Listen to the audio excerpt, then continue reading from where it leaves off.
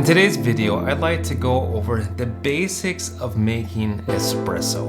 And I want to start with a couple of salient things. Maybe the most important one I want to talk about is the quality of your beans. So that's really the most important thing. It's my answer to most questions that I get. Why am I not getting crema? Why does my coffee taste bad? It's usually because people just don't bother buying decent beans. That's point number one. Point number two we're gonna go over is dosing. So like how much do you put into a basket and how fine should the grind be? And what should I expect to get out as a yield? So that's kind of point two, dosing, preparing your puck, and then extracting your yield. And point three that I'd like to mention today is upgrade-itis, right? It's not really necessary in my opinion. I have fancy grinders, cheap grinders. I have expensive coffee machines, cheap ones. You can get a good result out of any of them if you just use good coffee beans, fresh coffee beans, to pay attention to your ratio and your grind and your dose, and you'll be good to go. And I'm starting today with this guy right here. This is my beloved ECP 3420. It's actually the ECP 35.31 in Europe. Now people often ask me too, a second question, what's the difference between the 3420 and the 3630? They're the same machine, except for this one has got plastic sides. The 3630 has got metal sides. You can pick these guys up, and the reason I'm using this one is because they're ubiquitous. You can get these on Amazon, Target, Walmart. You might be able to find this for 10 bucks at your local Goodwill. So that's nice. When people first get one of these, they're like, all right, I got my espresso machine. That's really all I need. You know, I'm just going to get some pre-ground coffee, toss it in there, and then see what the results are. And I think that's how a lot of people start, and that's okay. So what we got in there, 8 grams, call it good enough. Just stick this in the machine. And I think this is how a lot of people start with espresso, a pressurized extraction. Let's see what it looks like. Oh, there it comes. Look at that.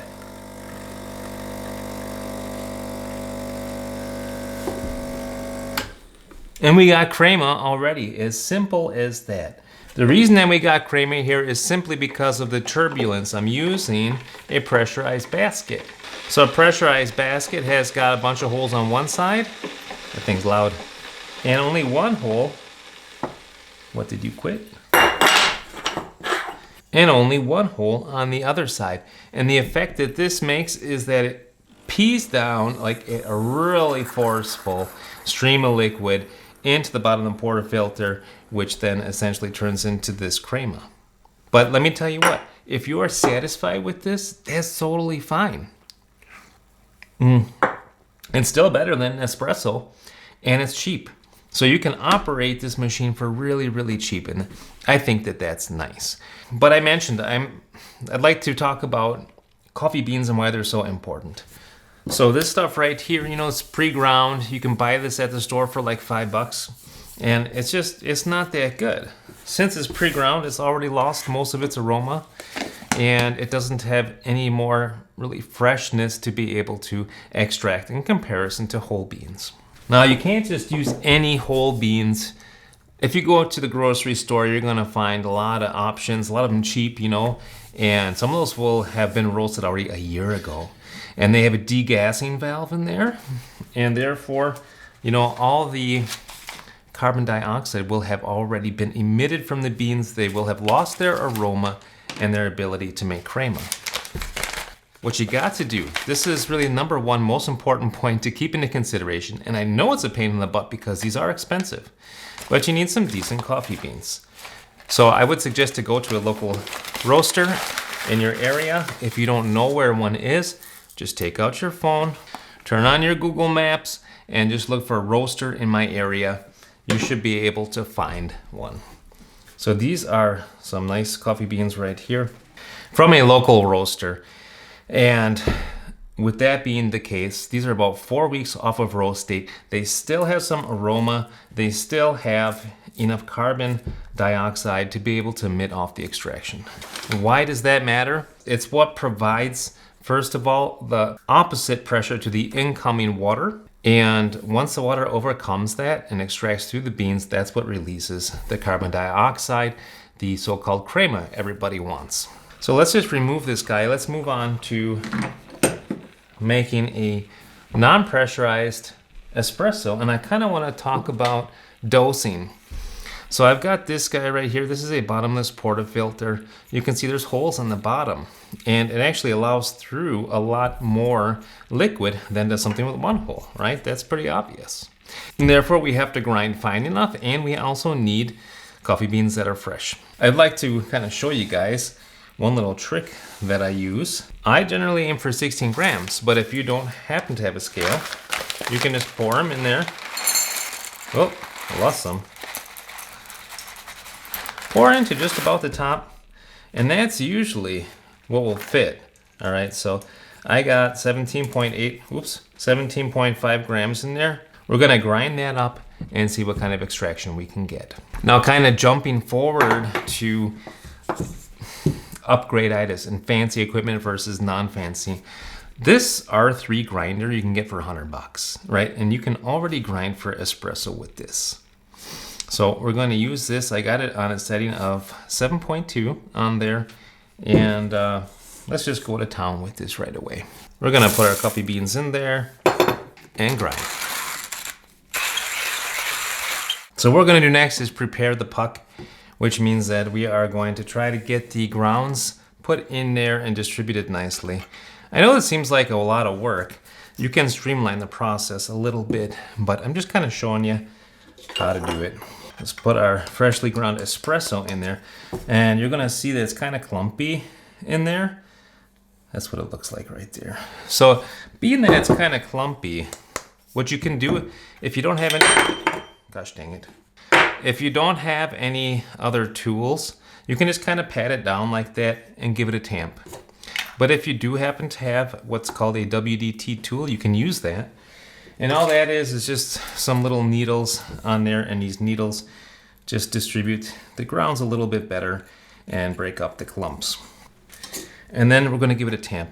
And I do feel like tamping is pretty important. You want to be able to compact the puck properly so that it acts as an opposite force to the incoming water. So I got this Delonghi 51 millimeter tamper right here. I'm just gonna put that and I'm gonna try to use my thumb and my fingers to put it around to be able to orient it to be nice and straight and give it a tamp. And that is what the puck looks like right there. I don't know how this is going to extract, but let's just see, and if we need to, we can adjust. Now, none of these tools that I'm using today are very expensive. I probably lost a gram there. None of these are expensive, but I would suggest getting a decent scale because espresso is kind of like making cookies, right? You need a recipe. And if you make cookies and put in twice the salt you're supposed to, or if you cook them for just half the time that you're supposed to, they're not gonna turn out right. So it's kind of the same thing here. We got, I will guess, 16 grams in, since I dropped some. And what we're gonna aim for is twice that out. And you can adjust that for taste, but more on that later. So I'm gonna tear out the scale and let's just kind of see how the extraction looks. We're also going to do a little trick with this machine. Because this machine doesn't have a solenoid in it, what we can do is start a pre-infusion. So I'm gonna run it for a while, about 7 seconds or so. Then I'm gonna stop the flow, and then I'm gonna restart it. So right now it can bloom in there a little bit. And let's see what we got coming out.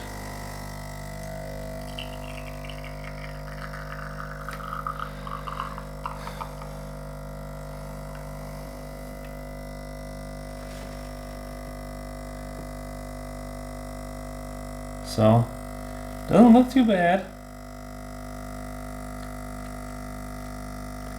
And we got 23, 25. I'm gonna cut it at 30. There we go. That's what our shot looks like right there. Looks pretty good, I would say. A lot of crema on there. Let's see how the taste is. That's a tasty espresso. It's already a good baseline there, and you can adjust as you please. So if you want that shot to run a little shorter, you can coarsen the grind. If you want it to run a little longer, you can tighten the grind, but that did run a little bit long. And the thing is, now you can adjust. And so the rule of thumb is if this tastes a little bit sour, I would just increase the amount that you're putting in here. So if I aim for 30 out, maybe aim for 40 out. Or if it tastes a little too bitter, then just try to reduce the amount that you extract. So instead of aiming for 30 grams out, aim for 25 grams out. That is quite a bit better shot than the first one, which was done with the pressurized portafilter. And you see that we're able to do it with cheap equipment. That's not without its caveat, of course. As you can see, this keeps dripping, makes a mess. That's a little bit annoying. Plus, this machine doesn't come with this bottomless portafilter or with the IMS basket that I'm using. This is a fancy basket which is made in Italy, a precision basket they call it. It's much nicer than the other ones. So that is a little bit of an investment in your espresso routine. This thing costs, I think, 30. The basket costs about 20. But look at that, you get a nice coffee puck, a nice espresso full of crema, and I think that's pretty groovy. So what have I learned over all these years of making espresso? I think for me, the most important takeaway is you need decent coffee beans. I've often been tempted to get cheaper ones at the store when they're on sale in particular, and they're almost always terrible because they're so old. So spend the time looking into getting a good coffee bean, one that's ideally at least within 2 months of the roast date. Spend a little bit of time dosing.